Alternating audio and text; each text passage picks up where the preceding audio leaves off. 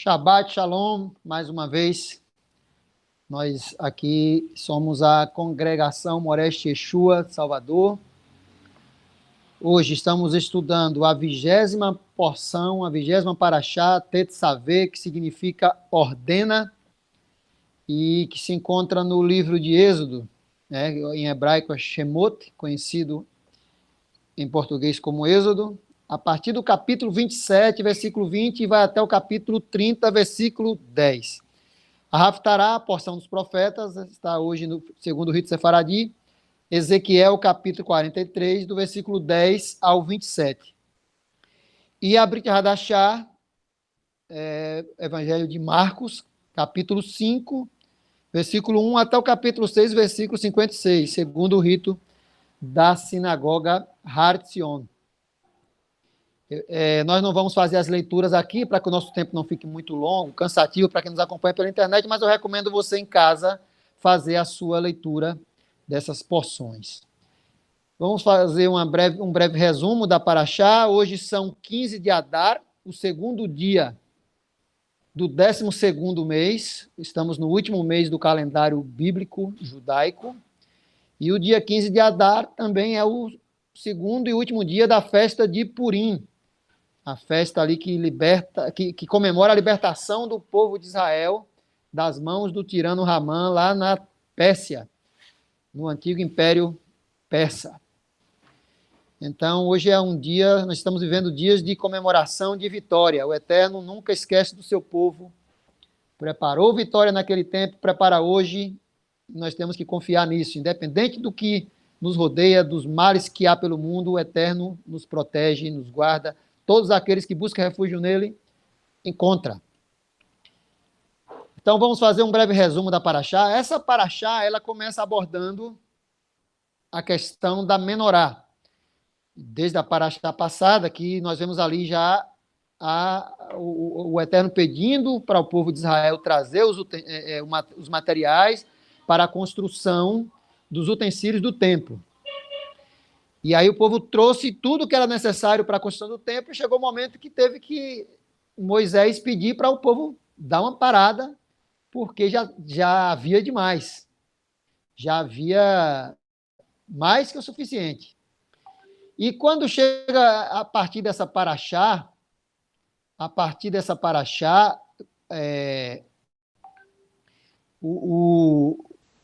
o que está sendo aqui mostrado é a questão do azeite.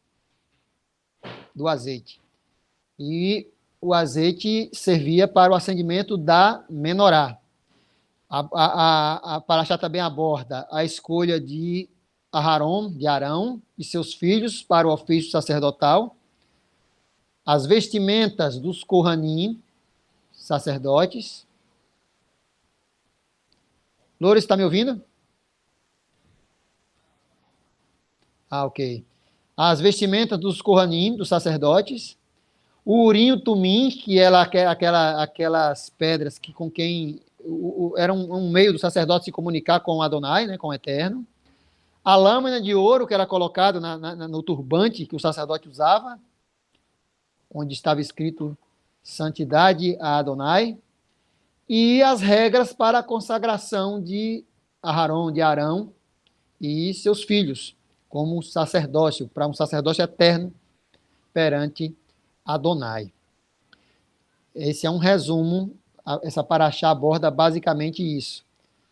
É uma Parashá meio complexa, porque aborda coisas que vão além do nosso entendimento. Tem segredos, tem coisas nessa Parashá que jamais, eu acho que nós, seres humanos, jamais conseguiremos entender nos mínimos detalhes seu significado. É uma Parashá complexa, mas aquilo que foi revelado pertence a nós, aquilo que não nos foi revelado pertence ao Eterno. A própria Torá diz isso, né? Devarim diz isso. Então, vamos, irmãos, entrar aqui, vou fazer algumas abordagens, vou pedir a Loures e Nel que quando quiserem interromper para comentar, auxiliar com algum conhecimento, fiquem à vontade. E se alguém fizer alguma pergunta interessante também, para a gente discutir, que é importante. O azeite santo separado. Nós vemos aqui que Adonai pede um azeite especial, o melhor do azeite, a primeira prensagem, né, para poder ser usado na menorá. Era o melhor azeite que as pessoas tinham, era o que deveria trazer, não era qualquer azeite. O azeite servia para acender a menorá, né, candelabro. A menorá, por sua vez, acesa, é uma representação da presença divina. A menorá acesa é um sinal de que Adonai está presente naquele lugar, que o ofício sacerdotal estava em funcionamento, que havia quem acendesse, quem limpasse. Então, a menorá acesa, ela era um símbolo da presença divina naquele ambiente. Ou seja, a presença divina, ela está diretamente atrelada, diretamente relacionada à participação e doação do povo. A construção do tabernáculo ocorria com a doação do povo, todos os materiais do tabernáculo foi doado pelo povo de Israel, o azeite que acendia a menorá foi doado pelo povo de Israel, os animais dos sacrifícios eram doados pelo povo de Israel, inclusive acredita-se, na cultura judaica, acredita-se que o sacrifício contínuo, que era feito de manhã e de tarde, todos os dias, era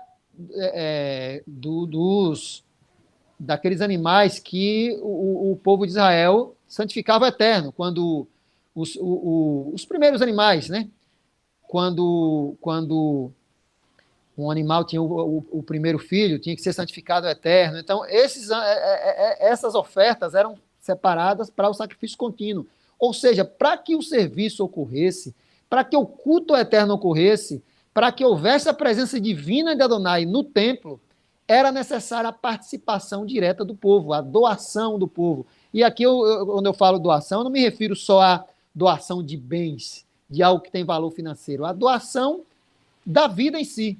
Porque quando você pega algo que é caro para você, algo que é importante para você, por exemplo, o seu tempo, as primícias dos seus bens, né, tudo que vem à sua mão, e principalmente o seu tempo, né, que é a sua vida que você está dedicando ao eterno, isso é algo caro para você. Quando você faz isso, você está se doando ao eterno. E nós vemos isso no povo aqui, a gente está vendo isso nessa construção do tabernáculo. O povo se doou, o povo se doava, e é com a participação do povo que o tabernáculo foi erguido, que o tabernáculo funcionava, que a menorá era acesa e que o eterno se fazia presente ali. Então, essa presença divina, ela está ligada à participação do povo. Eu acredito que hoje não é diferente.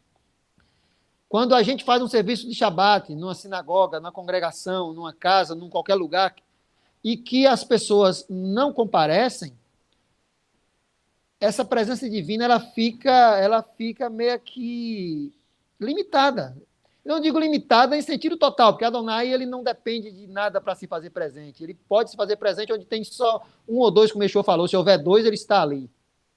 Mas, quando há pessoas ali juntas, adorando, reconhecendo o Eterno como Criador, se doando, a presença divina, eu creio que ela é plena. Então, é importante o nosso serviço, é importante o nosso culto, é importante a reunião de Shabat, é importante a reunião solene nas datas especiais, atrai a presença do Eterno no nosso meio. Isso é muito importante. Vamos para o slide seguinte, Loures. Roche, só fazer uma pequena observação aqui nesse texto. A gente vê ali o povo se doando, levando algo para a construção do tabernáculo, para funcionamento do tabernáculo, mas a gente vê que chega um momento que ele diz, não, tá bom, já tem o suficiente. Eu pergunto a vocês, quando foi que vocês ouviram nos tempos presentes alguém dizer, não tragam mais porque já tem o suficiente?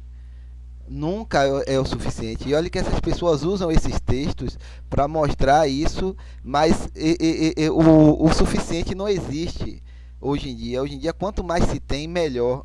Isso é algo que desagrada ao Eterno. Então a gente tem que observar, já que o nosso culto ao Eterno nas nossas Carral, nas congregações, nas sinagogas, em todos os lugares, é um serviço tentando se assemelhar ao serviço ao Eterno no templo. A gente tem que seguir esses exemplos do tabernáculo ali. A gente tem que se dedicar ao Eterno, de, como o senhor falou, se doar nosso tempo, o coração ali voltado, o coração circuncidado, voltado para Adonai, para querer amar estar ali, fazer o culto a Ele, mas sem visar traga o seu máximo, e o poço é tão fundo que nunca se enche. A gente tem que ter esse cuidado. As pessoas às vezes ficam cegas com esse tipo de coisa, e até gostam, porque se sentem, quando estão dando, quanto mais estão doando, acham que mais são abençoadas, e Adonai não quer, não é o que ele precisa.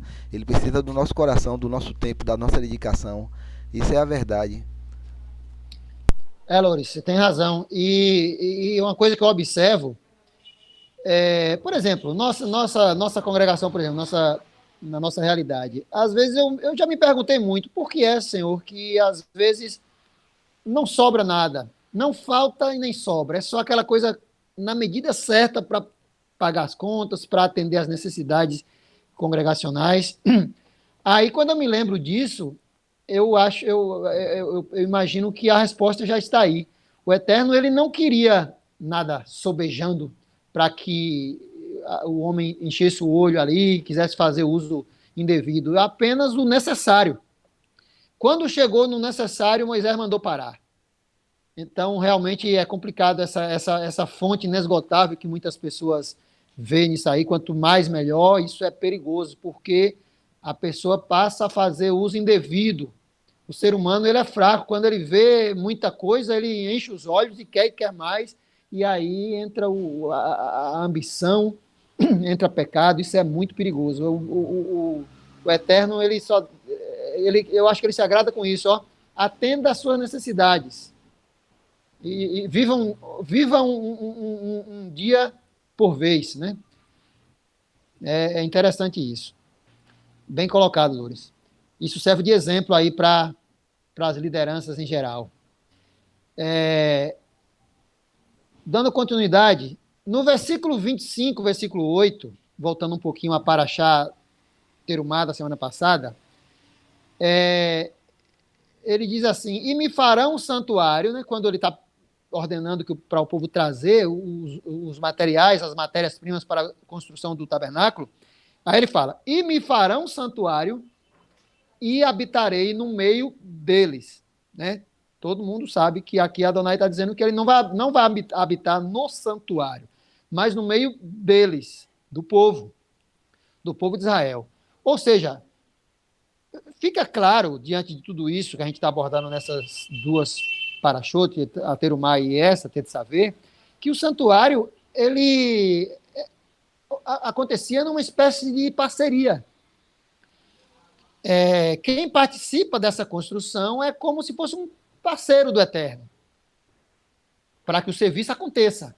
Quem não participa é como um estranho ou um visitante. E o visitante, ele está só de passagem, é um passageiro. A pessoa que visita, alguém que vai a uma sinagoga, alguém que ia ao templo naquela época de outro país, ia lá só para visitar, está ali de passagem, não tem compromisso nenhum, é como um estranho, um visitante. Mas a gente vê que a ideia, o propósito da construção do tabernáculo não é essa. Era de parceiro, de você levar, entregar o seu melhor ali, aquilo que está ao seu alcance, dedicar a sua vida ali para que você seja parceiro, seja também a sua casa. O templo, o tabernáculo, era uma espécie de casa para o povo de Israel, era uma extensão da sua casa. Um lugar santo, extremamente santo, mas que era de todos, era uma habitação para todos. O Eterno ali se fazia presente quando o povo tivesse presente.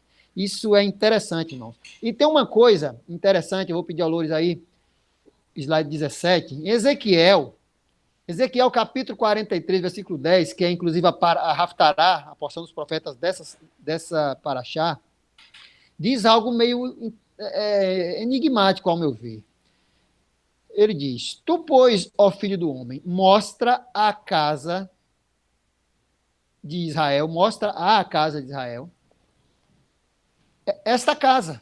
Ou seja, mostra para o povo de Israel esse tabernáculo, para que se envergonhem das suas maldades e meça o modelo.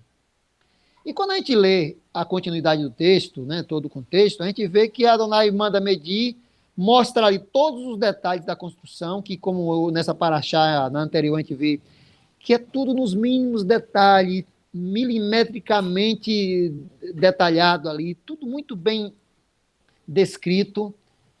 E aí Adonai vem e diz, para que se envergonhe das suas maldades, e meça o modelo. Eu acredito que um dos pontos que está sendo mostrado aqui é que quando Adonai está mostrando como o templo, o tabernáculo, ele era organizado, bem elaborado, tudo com as suas medidas exatas, nada mais nem menos, tudo no seu devido lugar, isso mostra ordem. Isso mostra ordem, decência, equilíbrio, responsabilidade, as coisas corretas. Aí, qual é a experiência que a gente tira disso? Esse comentário que eu fiz aqui. A desordem física é reflexo de desordem espiritual, ou seja, desarmonia com as leis divinas. Nós vemos que, quando a gente vê relatos nos profetas, a gente vê relatos na história de Israel, de que quando houve tragédia sobre o povo de Israel, quando Adonai trouxe punição severa sobre o povo de Israel, o templo estava todo desorganizado. O lugar onde era para os sacerdotes se abrigarem, descansarem, estava cheio de coisas que não devia estar ali, desvio de dinheiro, era sacerdote fazendo coisas erradas naqueles lugares, tudo fora da ordem. Jeremias mostra isso, Ezequiel, eu não me lembro aqui exatamente agora os versículos, mas existem várias passagens nas Escrituras que mostram que quando Israel estava muito corrompido, quando o Eterno trouxe punições severas, o tabernáculo estava todo desajustado, os sacerdotes estavam fazendo as coisas erradas.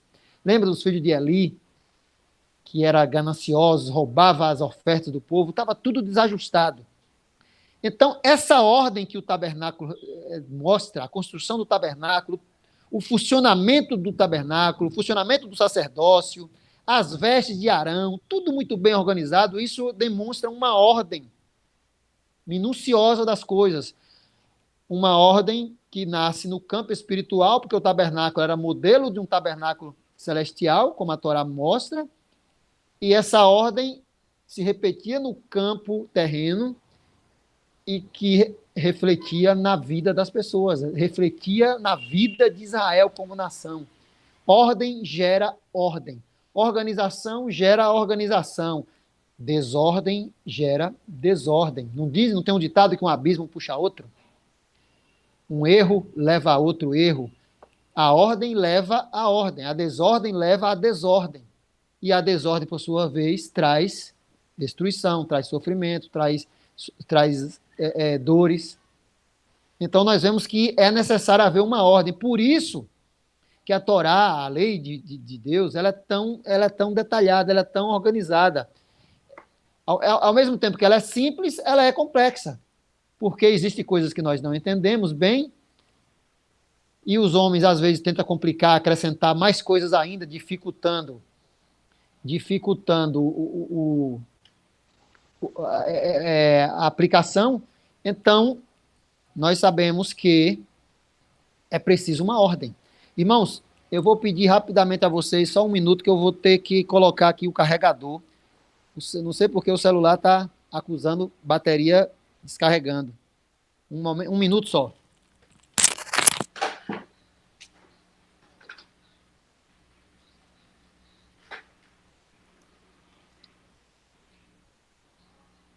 Loures Marnel, se quiserem fazer algum comentário, pode fazer o comentário enquanto eu coloco aqui esse carregador.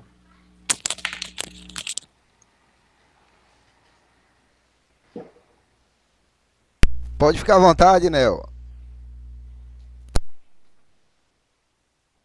Não, por enquanto eu estou só meditando aqui na palavra de Ed, né? Que é muito importante essa questão de nos envolvermos de fato no serviço. Porque, como eu falei na mensagem passada, né? O serviço que fazemos para o Eterno é mais importante para nós do que para o Eterno, né? O Eterno deixou essa como se fosse uma didática para a gente, para inculcar na nossa mente, para nos adestrar. Nesses últimos dias, eu estou enfrentando algumas situações que refletem um pouco dessa filosofia de aprendizagem. E muitas pessoas nos nossos dias, elas querem acreditar que esse adestramento não funciona, né? Elas sempre dizem assim, não, mas se você procurar ensinar uma pessoa dessa forma, inculcar na cabeça dela, né, tipo um adestramento mesmo, é uma coisa robotizada, né? Tem que ser uma coisa que seja filosófica, que venha da... E desde que o mundo é mundo, a gente vê que a prática de condicionamento operante, né? Na pedagogia, nós utilizamos aquele método de Skinner ali para se referir a isso. Funciona. Quando você vai dirigir, por exemplo, você não fica meditando no que você vai fazer. Agora eu vou pisar na embreagem. Não. De tanto você estudar, você entra no carro e você já faz isso automático. Então, várias coisas na vida são assim. A maioria da nossa vida a gente age dessa forma. E o Eterno, como o maior pedagogo do mundo, ele sabe muito bem disso, sabe que isso funciona e ensinou para a gente toda essa didática do serviço, para isso fique inculcado na nossa mente e reflita nas nossas ações. Eu acho isso muito importante, né? A maior, 99% acredito das nossas ações, elas são como se fossem assim, automatizadas, porque já foi inculcada na nossa mente. Poucas são aquelas ações que a gente tem que parar para pensar, para refletir. Então, eu acho que o serviço do Eterno, ele tem essa função de inculcar na nossa mente para que os nossos atos reflitam aquilo ali de forma automática, como o Ed está falando.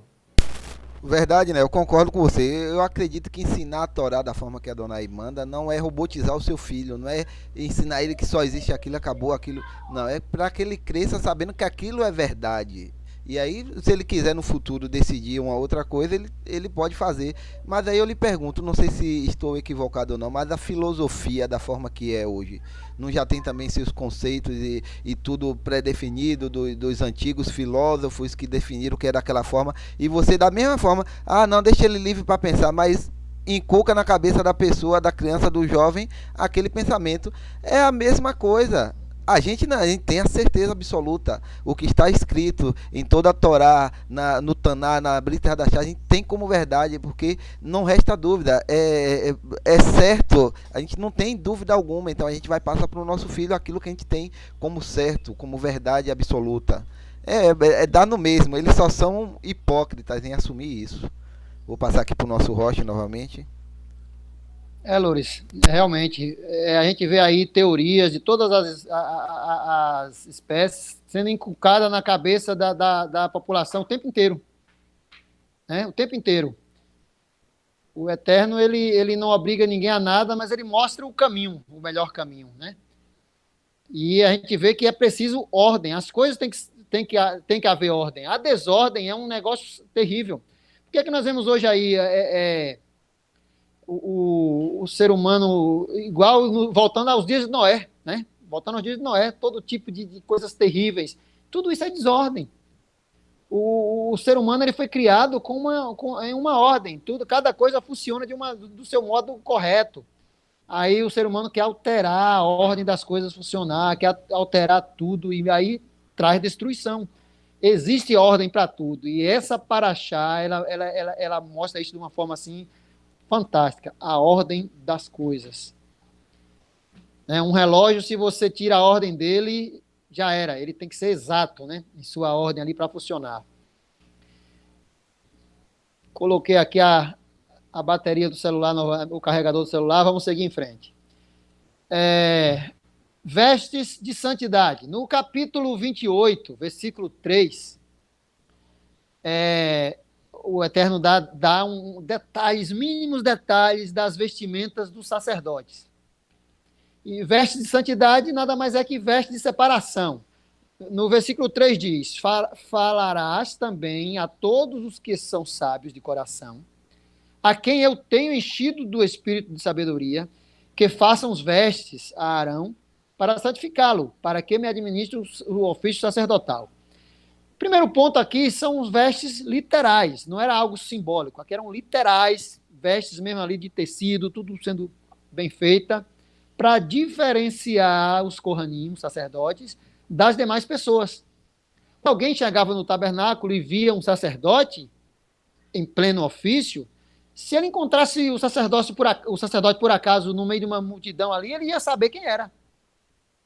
Ele não ia nem tocar no sacerdote, porque o sacerdote já estava com a vestimenta, já identifica, olha, esse ser aqui, esse homem é diferenciado dos outros, ele está separado para exercer um serviço diferente.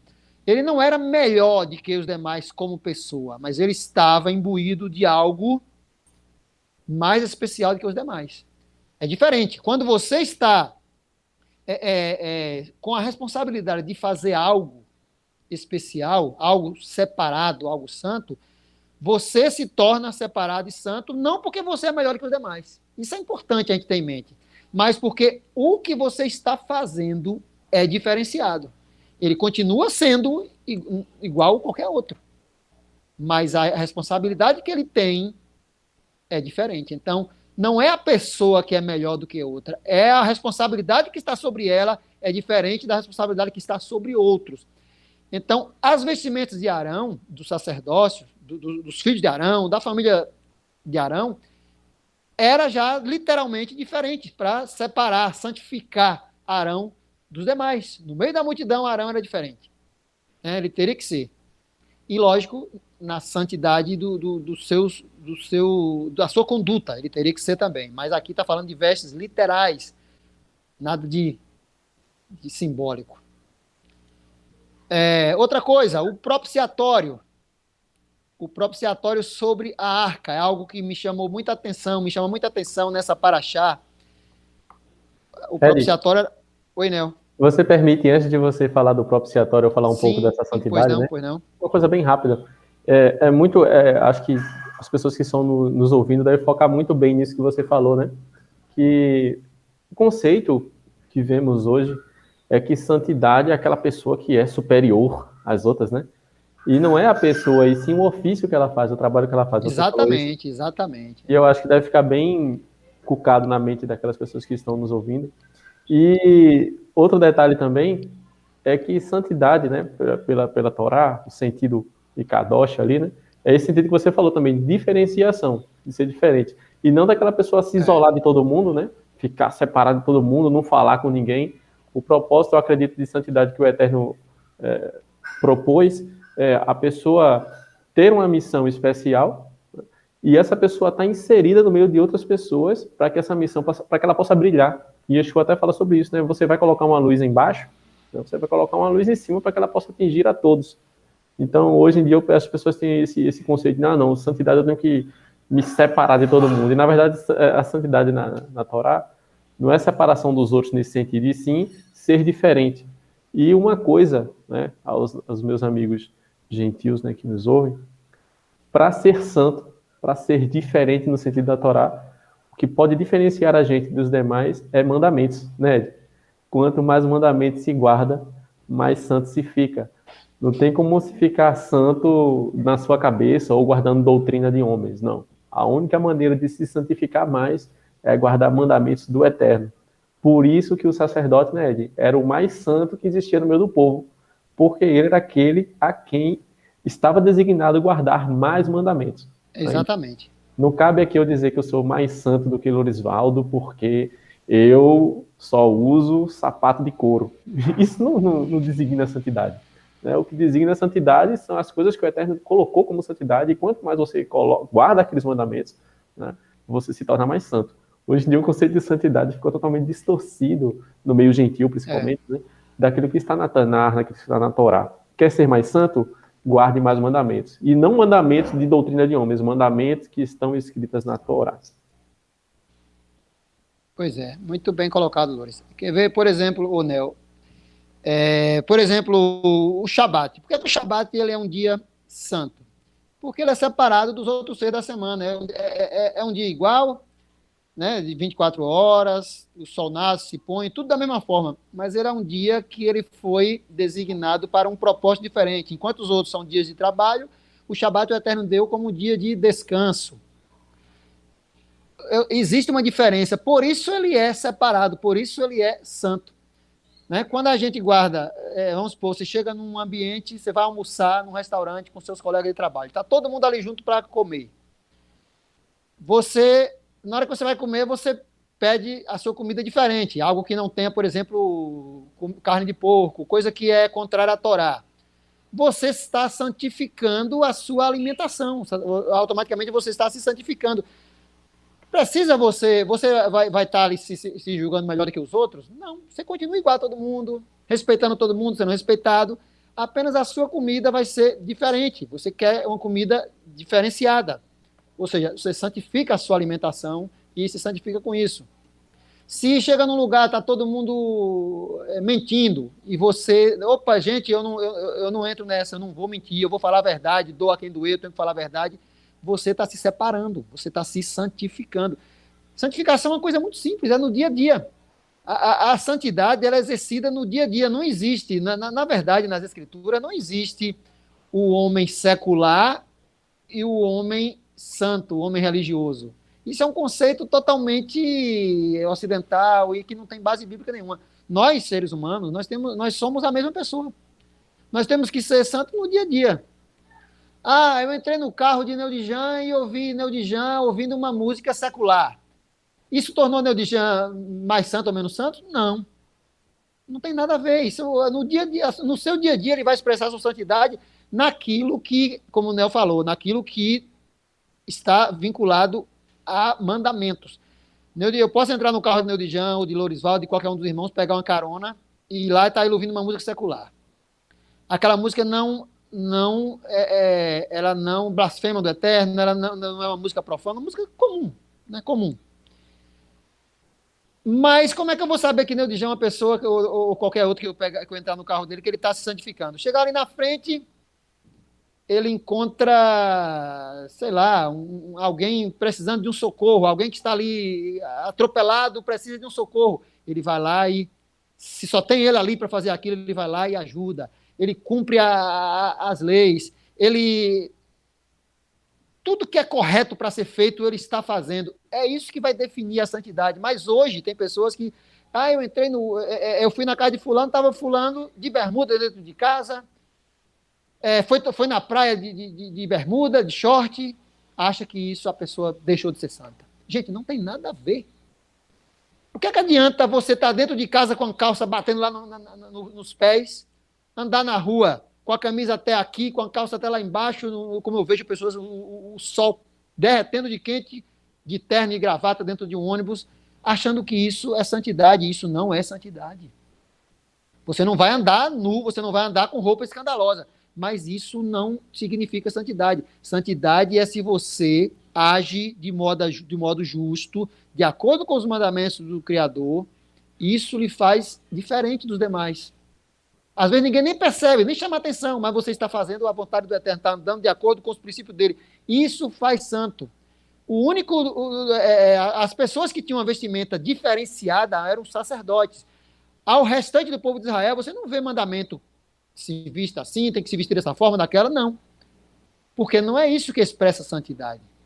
Você tem que andar de modo lógico, adequado. Mas as vestimentas só era exigida, diferenciada dos sacerdotes para separar de modo físico, visível.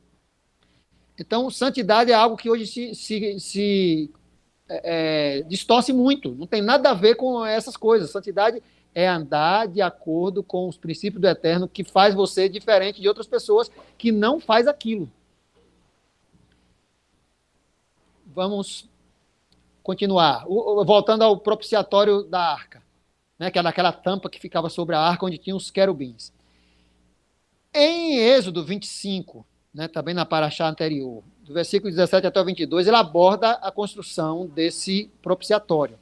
E no versículo 22, ele conclui dizendo: e ali virei a ti e falarei contigo de cima do propiciatório, do meio dos querubins. É interessante, irmãos, essa questão dos querubins sobre a arca, que o templo, ele não só na arca, mas até mesmo no véu, em outros lugares, era adornado de querubins. Isso até, existe teses, pessoas que defendem o uso de imagens de escultura, que o templo, no tabernáculo, tinha imagem de escultura. Gente, não tem nada a ver. Isso aqui tem um significado bem específico.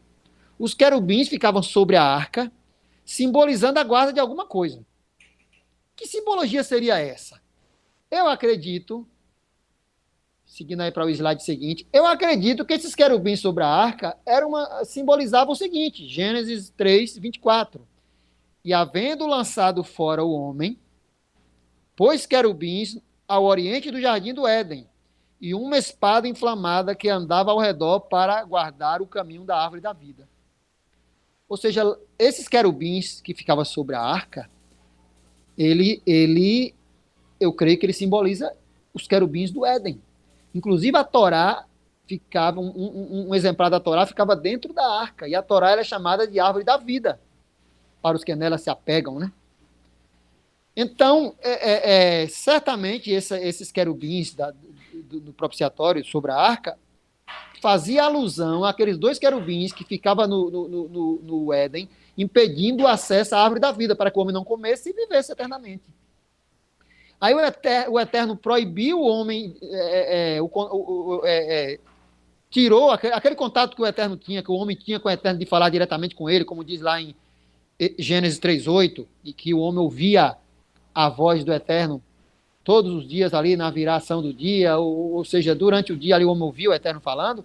Isso foi também cortado, o homem sentiu falta disso. Aí o Eterno, pela sua misericórdia, permite ao homem, a um representante dos homens, no caso os Kohanim, os sacerdotes, a se comunicar com o Eterno. Ele chegava na arca, que é uma representação também da presença divina, entre os querubins, que era exatamente onde o Eterno vinha e falava. Olha que simbologia interessante. O homem que se aproximasse da árvore da vida, os querubins chegavam lá e, com a espada e tiraria a vida. O homem não podia se aproximar da árvore da vida, porque 2 querubins com a espada ali para impedir. Mas o Eterno permitia exatamente entre 2 querubins. Ele permitia o homem vir e falar com ele ali, num momento específico, numa data específica. Ou seja, eu creio que é dando um sinal de que foi cortado esse acesso, mas que ele, por misericórdia, concedia ao homem ir de novo até a árvore da vida ali, até o lugar da árvore da vida, não comer, mas ouvir o Eterno falar, ouvir o Eterno dar orientações para que o homem pudesse viver da melhor maneira possível, até que aquela ordem perfeita da criação seja restabelecida. Eu vejo dessa forma. Os querubins do templo simbolizam os querubins do Éden. Até no Parorret era aquele véu que foi rasgado quando Yeshua morreu, que separava o santíssimo lugar das demais áreas do templo, era adornada por querubins. Ou seja, dando essa ideia dos querubins do templo. Vamos avançar. Loures Nel, se quiser comentar, eu vou para um próximo tópico. Eu concordo, Ed, com você. Eu acho que os querubins, eles trazem essa imagem de proteção, né, de guarda, de segurança. E eu acho que a Torá, como o próprio sábio falou, é a árvore da vida, né? Fazendo esse paralelo. Eu achei muito inteligente e muito interessante. Pois é, né? Eu creio dessa forma. Voltando para o lugar que estávamos, a habitação de Elohim. Nesse capítulo, nessa paraxá, no capítulo 29, Êxodo capítulo 29, versículo 42 ao 46, diz o seguinte: este será o holocausto contínuo. Quando, essa paraxá também fala do holocausto contínuo, que era aquele sacrifício que era feito de manhã e de tarde, todos os dias. Este será o holocausto contínuo por vossas gerações, à porta da tenda da congregação perante o Senhor, onde vos encontrarei para falar contigo ali. O Eterno, pela sua misericórdia, se comunicando com o homem novamente. E ali virei aos filhos de Israel, para que por minha glória sejam santificados. E santificarei a tenda da congregação e o altar. Também santificarei a Arão e seus filhos para que administrem o sacerdócio. Presta atenção nesse texto que está em negrito. E habitarei no meio dos filhos de Israel, e lhes serei seu Deus. E habitarei no meio dos filhos de Israel, e serei o seu Deus. e saberão que eu sou o Senhor seu Deus, que os tenho tirado da terra do Egito, para habitar no meio deles. Eu sou o Senhor seu Deus. Levítico 26, 12 também fala da mesma coisa. E andarei no meio dos filhos de Israel. Existe uma ideia, né, muito difundida no cristianismo, e não está errada, né? Que eu vou pedir a Lourdes aí que avance para o próximo slide, que é a questão de nós, corpo, nós, como templo do Espírito do Eterno, como templo do Espírito Santo, habitação do Eterno. E acredita-se que é algo novo, que só passou a ocorrer somente com a vinda de Yeshua. E nós vemos nesses textos da Torá que não é bem assim. Os textos principais que são defendidos, usados para defender essa tese, é esse aqui que está na tela, 2 Coríntios 6,19. Ou não sabeis que o vosso corpo é templo do Espírito Santo? Aqui Paulo repreendendo a prostituição. Ou não sabeis que o vosso corpo é o templo do Espírito Santo, que habita em vós, proveniente de Deus, e que não sois de vós mesmos? 2 Coríntios, Paulo falando sobre o culto aos ídolos, a comer comida sacrificada a ídolos, ele chega no versículo 16, 2 Coríntios 6,16, ele diz: e que consenso tem o templo de Deus com os ídolos? Porque se vós sois templo do Deus vivente, ou seja, habitação do Deus vivente, como Deus disse, neles habitarei, entre eles andarei e serei o seu Deus, e eles serão o meu povo. Irmãos, o que é que eu estou defendendo aqui? Que essa ideia de habitação do nosso ser, do nosso corpo como templo, a habitação do Espírito Santo, ela é correta, não está errada. O equívoco que eu considero é quando se acredita que isso só passou a acontecer quando Yeshua veio. Isso já ocorria. O que Paulo está dizendo aqui é que o povo, as pessoas, são o verdadeiro lugar da habitação do Eterno. Ou seja, lá, quando o tabernáculo existia, o Espírito do Eterno já habitava nas pessoas, no meio das pessoas, e não no templo feito de pedras, por mãos humanas. Era a presença do Eterno, como eu disse no começo, estava atrelada à presença do povo no lugar. O Eterno habitava nas pessoas, no meio das pessoas. É isso que Paulo está dizendo, é isso que a Brit Hadashah diz, que nós somos a habitação do Espírito Santo, nesse sentido, porque o Eterno habita nas pessoas, no meio do povo. E para comprovar essa ideia de que é isso mesmo que Paulo está falando, o próprio Paulo faz uso desse texto da Torá para referendar o que ele está dizendo. Interessante é isso. Você pode até querer me questionar, mas você não pode questionar as Escrituras. Se você crê, você aceita. Olha o que Paulo diz em 2 Coríntios. Como disse Elohim, como disse Deus, neles habitarei, e entre eles andarei, e eu serei o seu Deus, e eles serão o meu povo. Paulo está fazendo referência aqui a Levítico 26, 12, e está fazendo referência aqui a Shemot, Êxodo 29, 42 ao 46, que é esse texto que nós lemos agora da Torá, da Parashá de hoje, da Torá. Ou seja, se você pegar esses dois textos de Êxodo 29, 42 em diante, e Levítico 26, versículo 12, você vai ver que Paulo faz uso deles para referendar a sua tese de que nós somos a habitação do Espírito Santo, a habitação do Espírito Eterno. Então, não tem lógica acreditar que é só depois da vinda de Yeshua que o Espírito Eterno habitava nas pessoas. Lógico, com a vinda de Yeshua, o Eterno abriu a porteira para todos, qualquer pessoa que se chegar ao Eterno hoje, inclusive estrangeiro, gentil, ele vai ter. Vai ser a habitação do Eterno. Isso não era comum antes. Ele abriu a porteira. O Eterno não precisa mais, para que as pessoas falem, tenha contato com o Espírito do Eterno, fale com ele, ouça. Não é mais necessário chegar, pelo menos nesse tempo que não se tem um tabernáculo, não é mais necessário chegar ao propiciatório, à tampa da arca. Quando Yeshua morre e o paróquio ali, o véu do templo é rasgado, está simbolizando isso. Ó. Vocês não precisam mais chegar a esse lugar para ouvir o Espírito do Eterno falar. Eu vou permitir que vocês me ouçam em qualquer lugar, porque isso aqui vai ser tirado. Isso vai ser tirado, então vocês poderão chegar até mim de qualquer lugar para falar comigo, para me ouvir, de forma ordenada, não de forma plena como era no Éden, porque isso ainda só quando nós ressuscitarmos, quando o mundo vindouro vier. Mas o que o texto está mostrando é que já era assim.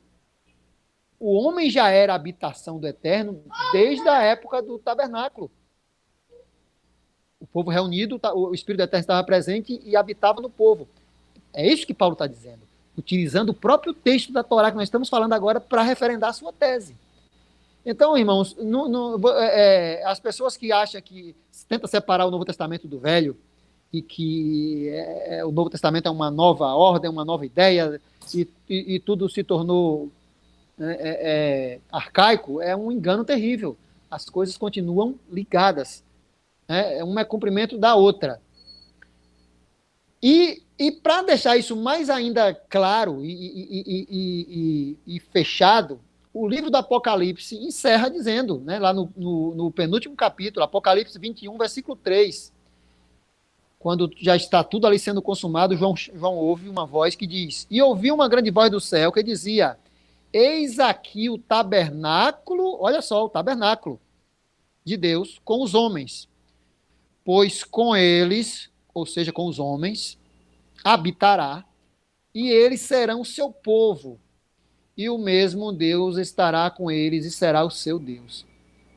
Agora, Apocalipse fechando a história humana, dizendo isso, que o Eterno, o tabernáculo do Eterno está descendo sobre os homens, e o Eterno habitará com eles, com os homens, e eles serão o seu povo, e ele será o seu Deus. Ou seja, fecha essa ideia de que realmente a habitação, nós somos a habitação do Eterno, nesse sentido que a Torá já expressava, que a Torá expressa. O Eterno habita no meio do seu povo. Isso não é coisa nova, isso não é coisa específica do Novo Testamento, da Brit Hadashah. Isso é coisa do Eterno desde o princípio. Aqueles que o buscam, aqueles que o temem, aqueles que têm parceria com ele, como a gente estudou lá no princípio da Parashá, aquele que participa da construção do tabernáculo, aquele que não é um mero visitante, um mero estrangeiro, mas aquele que faz parte, é um parceiro do tabernáculo, aquele que é um parceiro da obra do Eterno, o Eterno habita no meio desses. Era assim desde o princípio. E alcançará o seu auge no mundo vindouro, quando Yeshua voltar, e Apocalipse 21:3 está declarando isso. Loures e Nel, vocês querem fazer algum comentário para a gente encerrar? Ô Ed, o comentário rápido que eu quero fazer é justamente ligando essa ideia de nós sermos o corpo, né? Parecido com aquela ideia de santidade. Eu várias vezes já ouvi falar, olha, você não pode fazer isso, porque você é morada do Espírito de Deus, né? Do Espírito do Eterno. Então, as pessoas, elas usam esse conceito, né?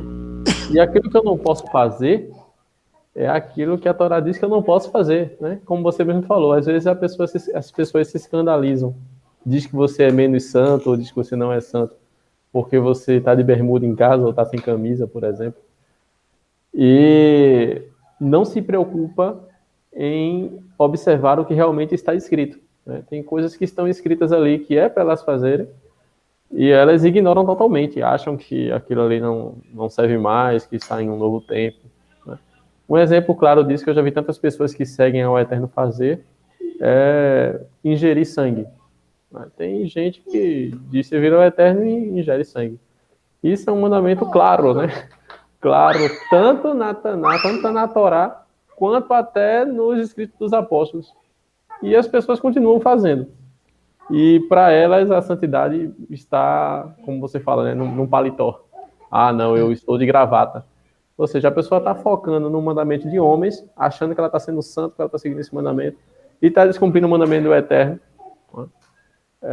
A mesma coisa é isso, né? Não, você é morada do templo do Eterno, você é morada do Eterno, você tem que usar gravata. Onde é que tem dizendo isso na Bíblia, né? Então é isso, gente, é focar no que está escrito de seguir o que está escrito e pode até seguir o que os homens dizem, desde que esteja de acordo com o que está escrito, né? Se você se sentir bem, mas não usar a doutrina de homens como padrão de santidade, como padrão de ser templo do Eterno por isso, né? Orochi, só para deixar claro pro pessoal em casa, quando a gente fala assim, parece até que a gente vai chegar aqui durante uma live do estudo e vai estar de camiseta fazendo. Não, até poderia, não seria pecado, não estaria transgredido, não é adequado, né? mas seria inadequado. A gente, querendo ou não, a gente tem um padrão na nossa sociedade do qual a gente tem que seguir. Você não entra num órgão público de bermuda, de camiseta e vai ser atendido. Você tem um padrão para poder chegar até esse local. Então, querendo ou não, você tem um padrão mínimo para você se chegar para fazer o serviço para Adonai, para não ser desonroso aquilo dali, questão de conforme a né? nossa cultura. Você vai ir para um outro país, vai ir para a África, para algum outro lugar, porque eles vão usarem roupas diferentes, roupas coloridas, roupas. Tem a questão também do homem também não se vestir semelhante a uma mulher, parecido com a mulher. Você tem que ter esse cuidado, a vestimenta nesse ponto, mas nada tem a ver com isso aqui, com o que a gente está dizendo. A santidade não vai vir através disso, de forma alguma. A gente tem um cuidado, por quê? Porque é cultural e a gente quer fazer o nosso melhor para Adonai. Se o nosso melhor é vestir a nossa melhor roupa no dia de ir para o Shabat, na casa dele, no dia de celebrar o Shabat, porque é a primeira das datas santas. O Shabat tem que ser algo importante na nossa vida. Como o Mateus Andona fala, volta e meia eu escuto ele falar isso, aquele que não se prepara, mas não é nem dele, é os rabinos os antigos que dizem. Se você não se prepara para o Shabat, você não merece o Shabat. Você tem que se preparar, você tem que adornar a sua casa, a sua vida.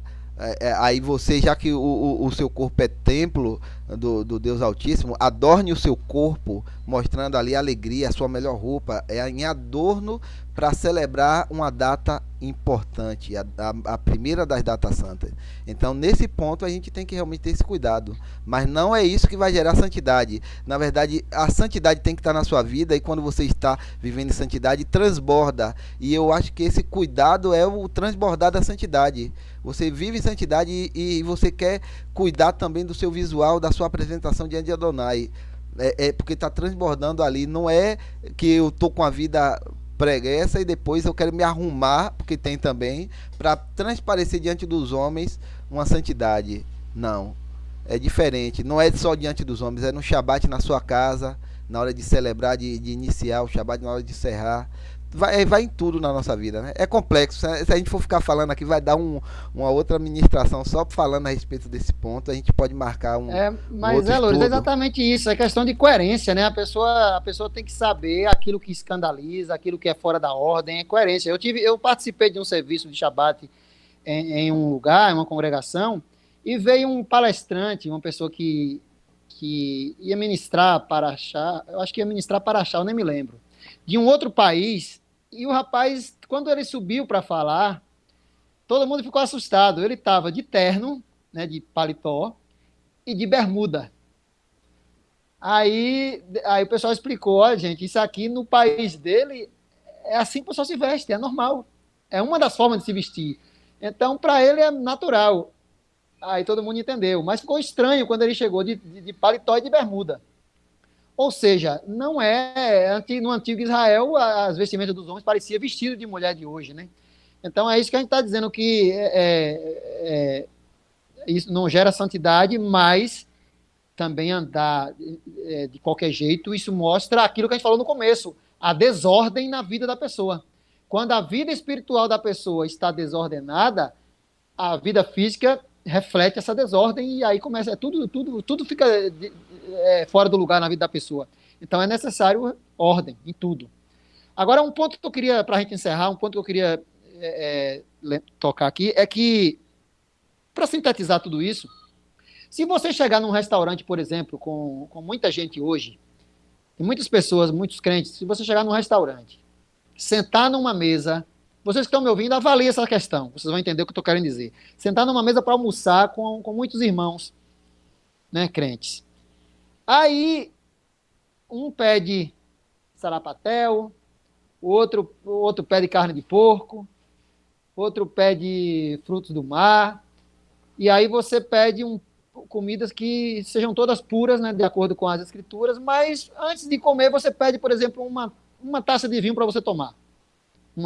Só para saborear uma pequena taça de vinho. Você pode ter certeza que todos ali vão se escandalizar com você.